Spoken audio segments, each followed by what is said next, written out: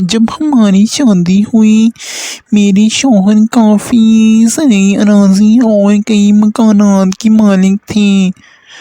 سوچا نہ تھا کہ کبھی ہم پر برے دن بھی آئیں گے۔ زندگی ایک خوبصورت خواب تھی۔ بے فکری اور رزق کی فراوانی نے مجھے ہر شے سے بے نیاز کر دیا تھا۔ مجھے شہاب سے اور ان کو مجھ سے بے پناہ محبت تھی۔ تبھی دن پر لگا کر اڑنے لگے۔ ہماری زرعی زمین میں کئی ایکڑ رقبے پر پھولوں کا باغ لگا ہوا تھا۔ اس پر میرے جیون ساتھی نے محنت کر کے مثالی باغ بنا دیا تھا۔ دوسرے زمیندار جب اس باغ کو دیکھتے تو جنت کی کوشش سے تعبیر کرتے تھے۔ اس میں ہر قسم کے پھل اور پھول وافر مقدار میں لگائے گئے تھے۔ اس باغ کا آم اس قدر عمدہ ہوتا تھا کہ دور دور تک اس کی مہک جاتی تھی اور لوگ نمونے کے لیے لے جاتے تھے۔ ہماری خوشحالی کا ذریعہ دراصل یہی باغ تھا۔ اپنوں کے لیے بہترین گفٹس۔ ایک روز میرے شوہر درخت پر چڑھے پھل توڑ رہے تھے کہ پیر پھسلا اور گر گئے۔ ریڑھ کی ہڈی میں سخت چوٹ آئی کہ اٹھ کر چلنے کے قابل نہ رہے۔ فوراً ان کو بیل گاڑی میں شہر لایا گیا۔ کافی عرصہ اسپتال میں داخل رہے۔ ڈاکٹر نے کہا بالکل سیدھے لیٹے رہنے سے ان کو گردوں میں پتھری کا مرض لاحق ہو سکتا ہے، اس لیے کافی احتیاط کی ضرورت ہے۔ ریڑھ کی ہڈی کا علاج عرصے تک جاری رہا۔ وہ چلنے پھرنے کے قابل تو ہو گئے لیکن گردوں میں پتھری کا مرض بھی ہو گیا۔ چند دنوں بعد جب یہ صحت یاب ہو کر گھر آئے تو انکشاف ہوا کہ اب وہ کوئی محنت طلب کام کرنے کے قابل نہیں رہے۔ حتیٰ کہ زیادہ چلنے پھرنے سے بھی گردوں میں درد شروع ہو جاتا تھا۔ درد اگر ایک ہی گردے میں ہوتا تو شاید کام چل جاتا، لیکن یہاں تو دونوں گردے متاثر تھے۔ شہاب دن رات کراہتے تھے اور میں ان کی کراہیں سن کر تڑپتی رہتی تھی۔ اب نوکر چاکر فصل کو کھانے لگے۔ میں پردہ نشین عورت کیا زمین کی دیکھ بھال کرتی۔ تقریب یہ 1970 کا زمانہ تھا، آج کل کی بات نہیں۔ آج تو عورت کافی خود اعتماد ہو چکی ہے، لیکن گزرے دور میں اس پر رسم و رواج کی بڑی سخت پابندیاں ہوا کرتی تھیں۔ علاقے کے لوگ ہی نہیں، اپنے رشتہ دار بھی اس کے سامنے دیوار بن کر کھڑے ہو جاتے تھے۔ وہ اپنی منشا مرضی سے کچھ بھی نہ کر سکتی تھی۔ اسے ہر حال اپنے قریبی عزیزوں کا سہارا لینا پڑتا تھا۔ شہاب خود تو ایک قدم نہ چل سکتے تھے، اب ہمیں اپنے لٹنے کا تماشا اپنی آنکھوں سے دیکھنا تھا۔ شہاب نے سوچا کیوں نہ بڑی بہن کے پاس جا کر تمام مسائل سے آگاہ کریں، شاید وہ ہی کچھ مدد کریں۔ فرح باجی شہر میں رہتی تھی، جہاں اسپتال میں داخلے اور علاج کی سہولت بھی تھی۔ میں دونوں بچوں اور شہاب کو لے کر بڑی نند کے گھر چلی گئی۔ میری نند نے دل سوزی سے ہمارے دکھ سنے اور اپنے شوہر کو ہماری وپتا سے آگاہ کیا۔ میری نندوئی کامران صاحب نے تسلی دی، کہا گھبراؤ نہیں، برے دنوں میں اپنوں کی مدد کیا کرتے ہیں۔ میں شہاب کو اسپتال داخل کرا دیتا ہوں، جب تک یہ ٹھیک نہیں ہو جاتے۔ میں آپ لوگوں کی زمین اور فصلوں کی دیکھ بھال کروں گا۔ میں خوش ہو گئی کہ چلو اتنا سہارا بہت ہے، شہاب کا علاج ہو جائے گا، وہ ٹھیک ہو جائیں گے تو ہم پہلے کی طرح پھر سے پرمسرت زندگی کے دن گزارنے لگیں گے۔ کامران بھائی نے ملازمت سے 4 ماہ کی چھٹی لے لی کیونکہ فصل کا موسم تھا اور ان کا زمینوں پر موجود رہنا ضروری تھا۔ گاؤں جاتے ہوئے وہ شام کو اسپتال میں داخل کرا گئے تھے۔ امید تھی کہ آپریشن کے بعد وہ ٹھیک ٹھاک ہو کر گھر آ جائیں گے اور ہم پھر سے اپنے گاؤں چلے جائیں گے۔ اسپتال میں طبی معائنوں کے بعد ڈاکٹرز نے یہ کہہ کر آپریشن سے انکار کر دیا کہ ایک گروہ ختم ہو چکا ہے اور دوسرے کا آپریشن اس لیے خطرے سے باہر نہیں ہے کہ اگر کامیاب نہ ہوا تو مریض کی زندگی کی ضمانت نہیں ہے۔ چھوٹا شہر ہونے کی وجہ سے وہ جدید مشین بھی اسپتال میں موجود نہ تھی جو دوران آپریشن مریض کی زندگی کی ضمانت نہیں ہے۔ چھوٹا شہر ہونے کی وجہ سے وہ جدید مشین بھی اسپتال موجود نہ تھی جو دوران آپریشن مریض کی جان بچا سکتی تھی۔ یہ مشین دوران آپریشن مریض کے گردے فعال نہ ہونے کی صورت میں گردے کے فعل کو سر انجام دیتی رہتی ہے۔ اسی خطرے کے پیش نظر ڈاکٹر نے رسک نہ لیا اور شام کو ہمیں بغیر آپریشن گھر لانا پڑا۔ کامران بھائی جب زمین سے واپس آئے تو بہت خوش تھے کہ اتنی اچھی زمین ہے، فصل بھی خوب دیتی ہے، آدمی اس پر محنت کرے تو چند دنوں میں فارے نیارے ہو جائیں گے۔ انہوں نے کہا، میاں صاحب نوکری میں کیا رکھا ہے، اصلی خوشحالی تو زمین سے ہے۔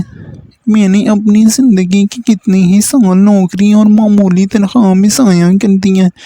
تمہاری زمین دیکھ کر احساس ہوا کہ سونے کی کان تمہارے پاس ہے، مگر تم بیماری کی وجہ سے اب اس سے فائدہ حاصل نہیں کر سکتی۔ میں کامران، آپ ہی بتائیے میں کیا کر سکتا ہوں؟ اگر تم مجھے زمین کا تمام کام اور مختار نامہ سونپ دو تو میں نوکری چھوڑ کر تمہاری زمین کی دیکھ بھال بہت محنت سے کروں گا۔ اس طرح نہ صرف تمہاری بہن کا گھر خوشحالی سے بھر جائے گا بلکہ تمہیں بھی فائدہ ہوگا، زمین غیر آباد نہ پڑی رہے گی، نوکر فصل نہ کھائیں گے، میں تمہارا علاج معالجہ بھی کرواتا رہوں گا، تمہیں تو ہو کسی بڑی اسپتال میں داخل کروا دوں گا جہاں تمہارا آپریشن ہو جائے گا۔ بھائی جان جیسا چاہیں کریں، فصل کی آمدنی جس طرح چاہیں خرچ کریں، آپ میرے اپنے ہیں، آپ سے دھوکے کا ڈر نہیں، مجھے آپ پر پورا بھروسہ ہے۔ شہاب نے جواب دیا۔ اس کے بعد کامران بھائی نے زمینوں کا انتظام سنبھال لیا، وہاں ٹیوب ویل لگایا، ٹریکٹر سے زمین پر ہل چلوایا اور مستقل زمین پر رہنے لگے۔ ادھر ان پر بھروسہ کر کے شہاب مطمئن ہو گئے۔ ہم ابھی تک کامران بھائی کے گھر میں قیام پذیر تھے اور ان کے آسرے پر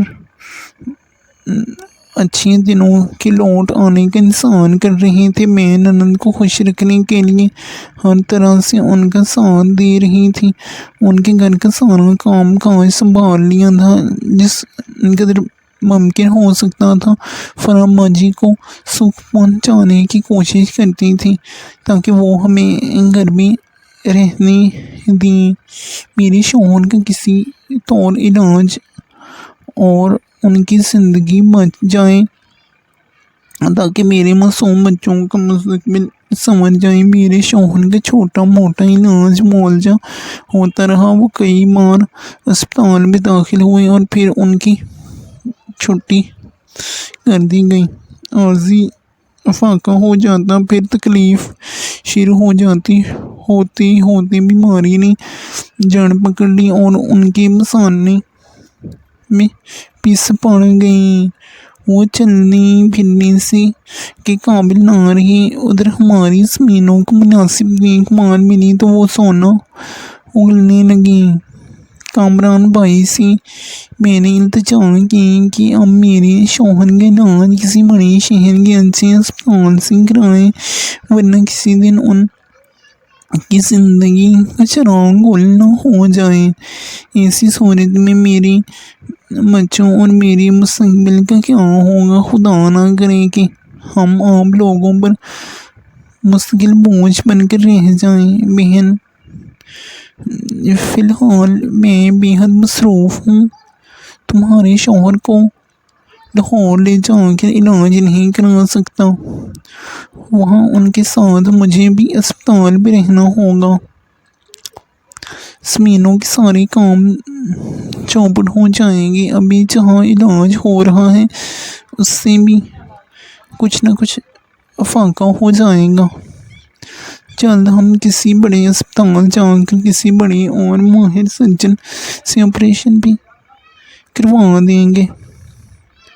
اس وقت میں زمینوں کے معاملات چھوڑ کر گیا تو میرے پیچھے باغ اور ٹیوب ویل تباہ ہو جائیں گے۔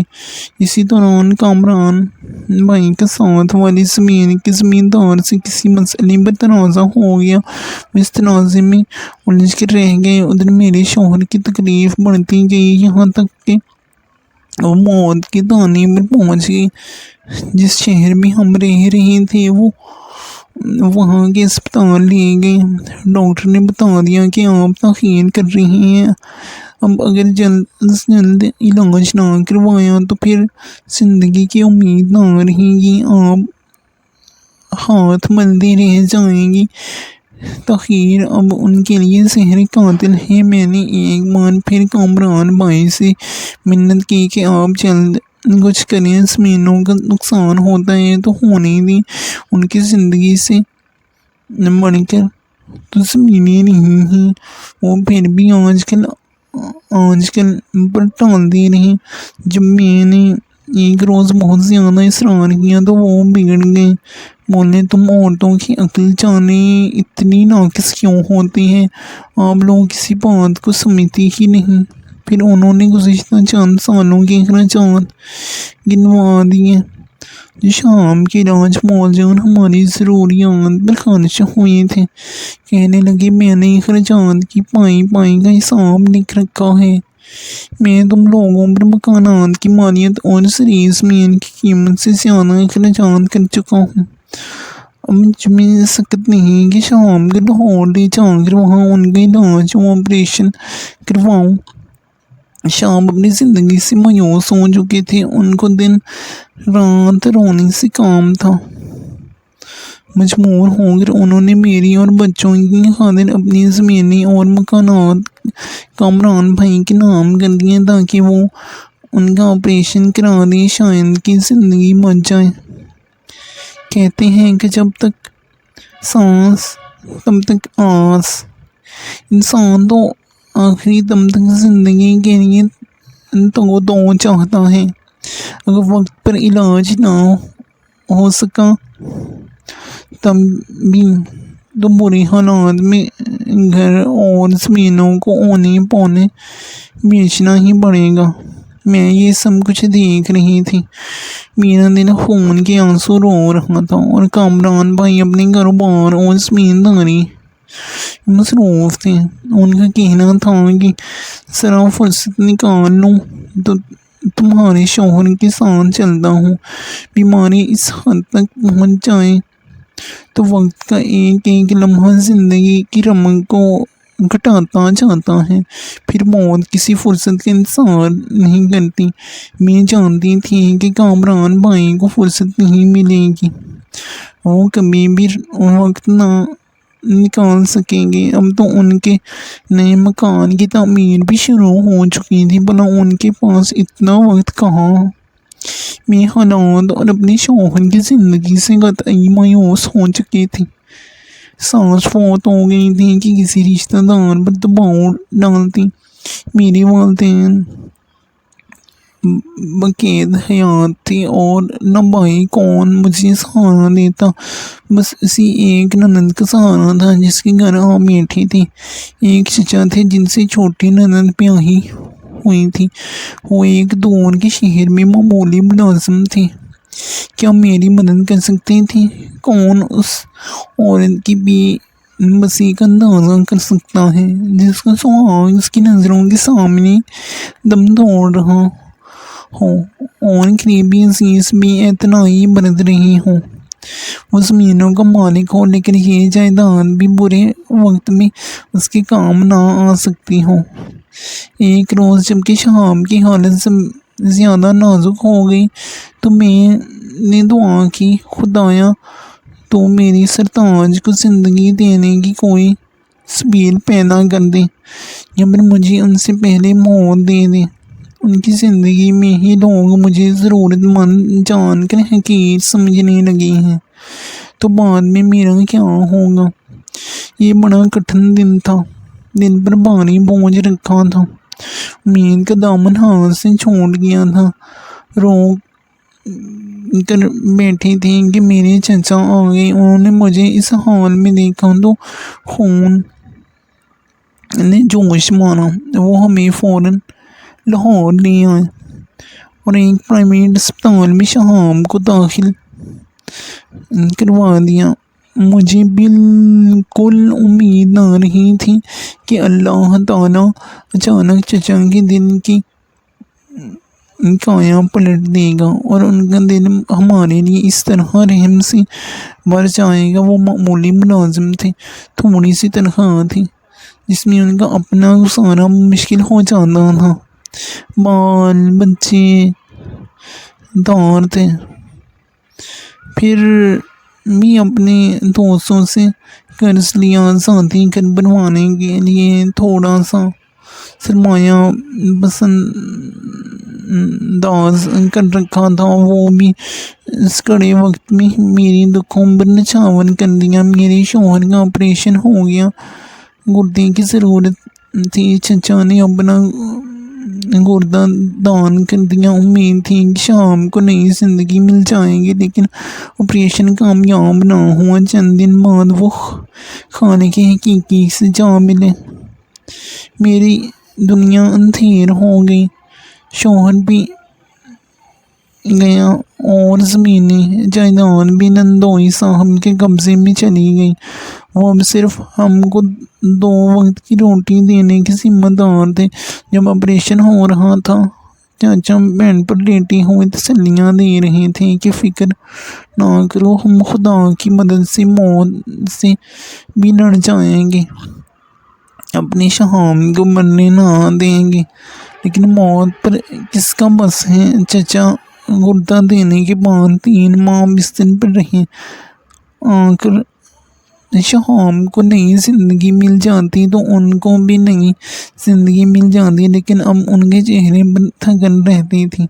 دوبارہ صحت یاب ہونے میں ان کو اتنے دن لگ گئے، مگر صحت یاب ہو گئے، سن شکر کے پھر سے ملازمت پر جانے لگے۔ میں عدت میں تھی، ابھی کامران بھائی کے گھر تھی کہ اچانک یہ حادثہ ہوا۔ میری بڑی نند بھینس کو چارہ ڈالنے باڑے میں گئی، وہاں بھوسے کے ڈھیر میں یہی زہریلا ناگ چھپا بیٹھا تھا جس نے ان کے پیر پر ڈس لیا۔ زہر نے آنن فانن اثر دکھایا اور فرح باجی اسپتال تک پہنچنے سے پہلے دم توڑ گئی۔ گھر میں کوہرام مچ گیا۔ 1 نہیں 2 سال ہیں تھوڑے وقفے سے ہو کر گزرے۔ ہم سبھی نڈال تھے، فرح باجی کے 2 چھوٹے بچے تھے اور 2 ہی میرے تھے۔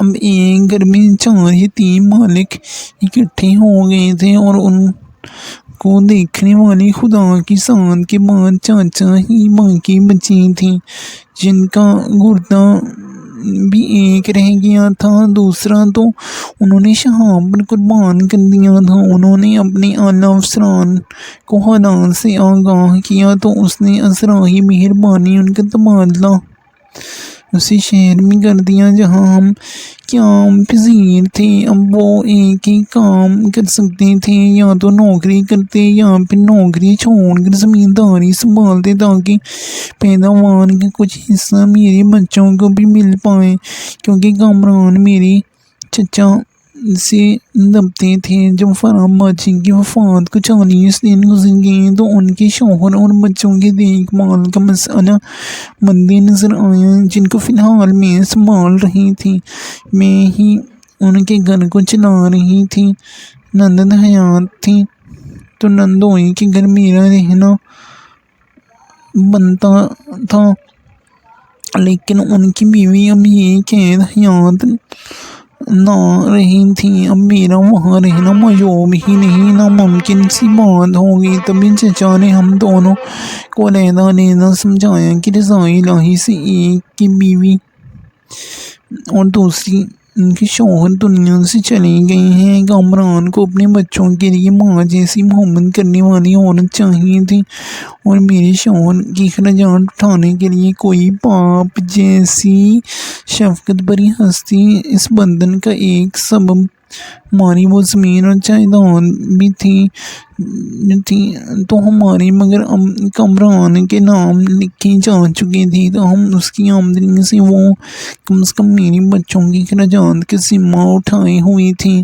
چچا نے پہلے کامران کو اور بعد میں مجھے سمجھایا کہ دونوں کے بچوں کی بہتری اسی میں ہے کہ ہمارا آپس میں نکاح ہو جائے اور ہم اس امر پر راضی ہو جائیں، تاکہ دو گھر جو ٹوٹ پھوٹ کر بکھر گئے ہیں آباد گھر کی صورت میں پھر سے چار یتیم بچوں کے لیے سکون کا گہوارہ بن جائیں۔ بے شک میں نے دوبارہ شادی نہ کرنے کی قسم کھائی ہوئی تھی، کیونکہ مجھے اپنے مرحوم شوہر سے بہت محبت تھی، لیکن اب چچا کا دباؤ تھا اور چار بچوں کی پرورش اور ان کی یتیمی کا خیال تھا۔ مجبوریاں بعض اوقات انسان سے بڑے عجیب و غریب اور انہونی فیصلے کروا دیتی ہیں، جو کبھی سوچا نہیں ہوتا، جو وہم و گمان میں نہیں ہوتا، وہی انہونیاں ہو جاتی ہیں۔ نہ تو کامران نے ایسا سوچا تھا کہ مجھ سے نکاح کرے گی، اور نہ ہی میں نے تصور کیا تھا کہ میں ان کی شریک حیات بن جاؤں گی، مگر یہ ہوا، اور یہ تقدیر سے ہوا، حالات سے ہوا۔ وہ حالات جن پر نہ تو میرا بس تھا اور نہ کامران کا چچا کی کوشش بر آئی، اور ہمارا نکاح ہوا۔ ہمارے ذہنوں نے کافی عرصے بعد جا کر ایک دوسرے کو قبول کیا تھا، لیکن ہمارے بچے ضرور محفوظ اور پرسکون ہو گئے تھے۔ انہوں نے خوشحالی میں زندگی گزاری، اچھی تعلیم پائی۔ ایک عہدہ دان دینے کے بعد چچا کی صحت بھی پہلے جیسی نہ رہی تھی۔ انہوں نے ملازمت چھوڑ دی اور کامران کی بنائی ہوئی جنرل اسٹور پر بیٹھ گئی۔ اس طرح میری چھوٹی نند کے بچے بھی سہولت سے پلے بڑھے اور چچا نوکری کی مشقت سے بچ گئے۔ چچا کی زندگی تھوڑی تھی، آپریشن کے بعد وہ 10 برس جی پائے اور اللہ کے پیارے ہو گئے۔ تب ان کے بچے بھی پڑھ رہے تھے، ان بچوں کو بھی کامران نے سنبھالا، دوسرے لفظوں میں اپنی سالی کے بچوں کو سنبھالا، ان کی ملازمتیں لگوائیں، شادیاں کی۔ شاید اللہ نے ان سے یہ سارے کام لینے تھے، تبھی ان کو لمبی عمر عطا کی۔ آج وہ اس دنیا میں نہیں ہیں، مگر انہوں نے اپنوں کو سنبھالا اور جو نیکیاں یتیم بچوں کے ساتھ کی، ان کو پڑھا لکھا کر کسی قابل بنایا، اس کے لیے ضرور ان کو آخرت میں اجر ملے گا۔ جب بھی نماز پڑھتی ہوں، اپنے دونوں شوہروں کی مغفرت کی دعا کرتی ہوں کہ اللہ تعالیٰ ان کو اپنی جوار رحمت میں جگہ دے۔